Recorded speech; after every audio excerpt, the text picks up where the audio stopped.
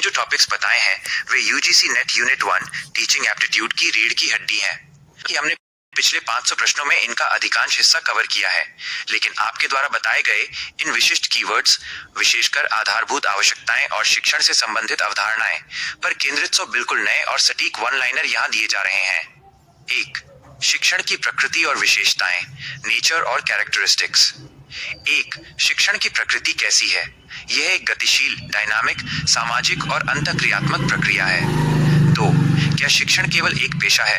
नहीं, यह एक परमार्थिक, अल्ट्रुइस्टिक सेवा और एक कला विज्ञान दोनों है। 3. शिक्षण की मुख्य विशेषता क्या है? ये छात्र और शिक्षक के बीच एक संवादात्मक संबंध स्थापित करता है। 4. शिक्षण और अधिगम में क्या अंतर है? शिक्षण कार्य है, अधिगम उसका परिणाम है। 5. शिक्षण का त्रिकोणीय स्वरूप क्या दर्शाता है कि इसमें शिक्षक, छात्र और सामाजिक वातावरण पाठ्यक्रम शामिल है। 6. क्या शिक्षण का अर्थ केवल ज्ञान देना है? नहीं, इसका मुख्य उद्देश्य छात्र को सीखना सिखाना है। 7. शिक्षण की सुधारात्मक प्रकृति क्या है? यह छात्र के व्यवहार और कौशल की कमियों को दूर करता है। 8. शिक्षण नियोजित प्लान्ड क्यों होना चाहिए ताकि निर्धारित शैक्षणिक उद्देश्यों को समय पर प्राप्त किया जा सके। 9. शिक्षण की द्विध्रुवीय, बाइपोलर अवधारणा किसने दी थी?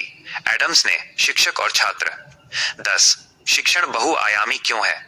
क्योंकि ये छात्र के शारीरिक, मानसिक और संवेगात्मक सभी पक्षों पर काम करता कौल। 2. शिक्षण की आधारभूत आवश्यकताएं, बेसिक रिक्वायरमेंट्स ऑफ टीचिंग। 11. शिक्षण के लिए सबसे पहली आवश्यकता क्या है? उपयुक्त शैक्षणिक वातावरण और शिक्षक का विषय ज्ञान। 12. शिक्षण के स्वतंत्र चर, इंडिपेंडेंट वेरिएबल की क्या आवश्यकता है? एक कुशल और प्रशिक्षित शिक्षक। 13. आश्रित चर, डिपेंडेंट वेरिएबल के रूप में किसकी आवश्यकता है? एक जिज्ञासु और तत्पर शिक्षार्थी। 14. मध्यस्थ चर, इंटरवीनिंग वेरिएबल का क्या महत्व है? पाठ्यक्रम और शिक्षण विधियों का सही चयन। 15. शिक्षण में अनुशासन की आवश्यकता क्यों है? प्रभावी शिक्षण अधिगम वातावरण सुनिश्चित करने के लिए। 16. शिक्षण में संप्रेषण, कम्युनिकेशन की क्या भूमिका है? यह ज्ञान के हस्तांतरण का एकमात्र जरिया है। 17. शिक्षण के लिए बुनियादी ढांचा, इंफ्रास्ट्रक्चर क्यों जरूरी है? बैठने की व्यवस्था, प्रकाश और ब्लैक बोर्ड जैसी मूलभूत सुविधाओं के लिए। 18. शिक्षण में फीडबैक की आधारभूत आवश्यकता क्या है? ये जानने के लिए कि शिक्षण प्रभावी रहा या नहीं। 19. शिक्षण में तत्परता, रेडीनेस की आवश्यकता। छात्र जब तक मानसिक रूप से तैयार न हो, शिक्षण सफल नहीं हो सकता। 20. शिक्षण में मूल्यांकन की आवश्यकता, छात्र की प्रगति को मापने और सुधार करने के लिए। 3. शिक्षण से संबंधित कुछ प्रमुख अवधारणाएं, की कॉन्सेप्ट्स। 21. प्रशिक्षण ट्रेनिंग की अवधारणा क्या है? विशिष्ट कौशल सिखाना, जैसे कोडिंग या टाइपिंग। 22. अनुदेशन, इंस्ट्रक्शन क्या है?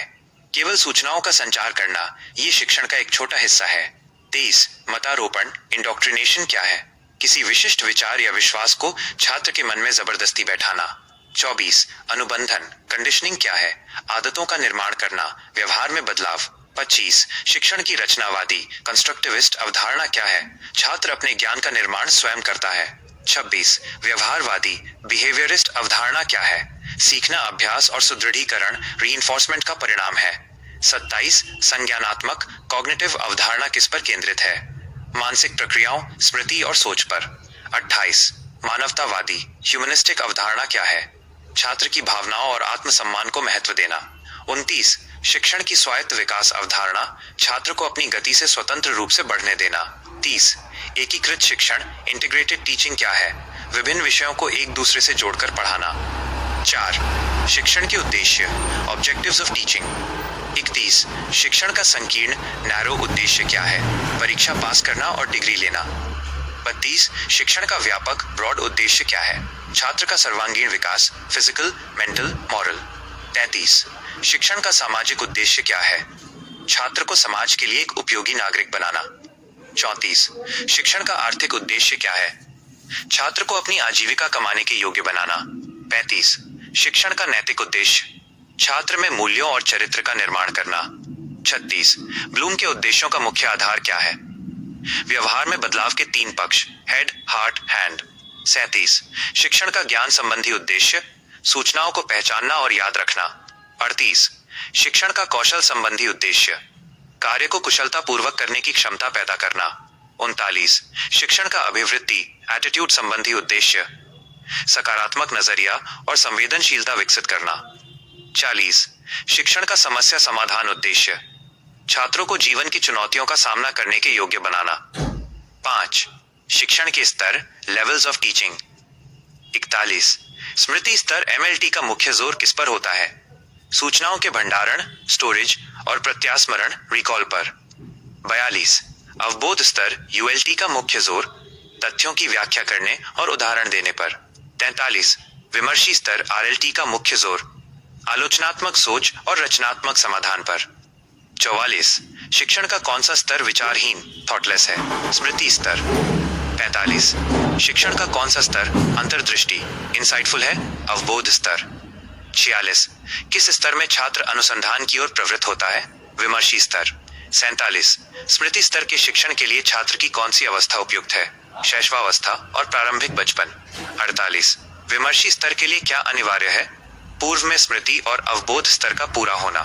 49 मॉरिसन के अवबोध स्तर के 5 चरण कौन से हैं? अन्वेषण, प्रस्तुतिकरण, आत्मीकरण, संगठन और वर्णन। 50 शिक्षण का उच्चतम स्तर कौन सा है? विमर्शी रिफ्लेक्टिव स्तर। 6 शिक्षण कार्य को प्रभावित करने वाले कारक फैक्टर्स अफेक्टिंग टीचिंग। 51 शिक्षक का विषय ज्ञान शिक्षण को कैसे प्रभावित करता है? ये शिक्षक के आत्मविश्वास और स्पष्टता को बढ़ाता है। 52 शिक्षण कौशल का अभाव क्या करता है? ये प्रभावी ढंग से जानकारी पहुंचाने में बाधा डालता है।